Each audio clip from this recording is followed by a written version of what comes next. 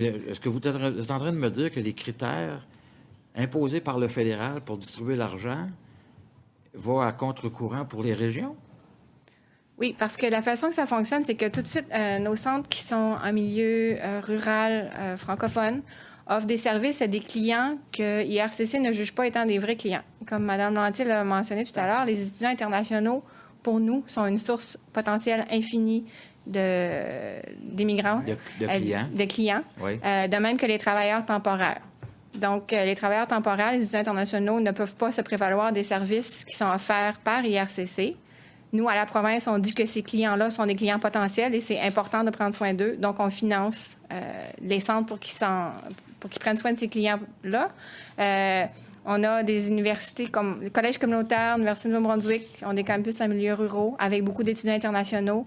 Les étudiants internationaux se prévalent des services auprès de ces centres-là qui ne sont pas financés par IRCC parce qu'ils n'ont pas autant de résidents permanents que dans les plus grands centres.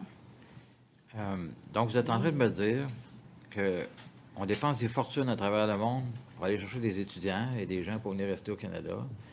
Et dans la province du Nouveau-Brunswick, quand ces gens-là sont ici, finalement, on leur dit qu'ils ne sont pas admissibles au programme qu'on met en place parce qu'ils ne sont pas des vrais, je ne sais pas, comment on les qualifie? Ils ne sont pas des vrais francophones? Ils ne sont pas des vrais Nouveau-Brunswickois? C'est quoi? Non, c'est que les services qui sont financés par IRCC sont seulement pour les résidents permanents. Quand vous êtes étudiant international ou travailleur temporaire, vous n'êtes pas un immigrant, vous êtes ici sur le sol canadien. Donc, vous êtes obligé de les refuser quand ils viennent chercher des services?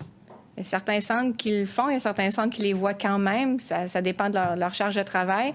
Mais on a des centres où la majorité de leur clientèle, ce sont des étudiants internationaux ou des travailleurs temporaires qualifiés. Donc, la province finance ces centres-là pour appuyer les services. Parce qu'en bout de ligne, nous, notre but, c'est de les garder puis qu'ils deviennent des résidents permanents.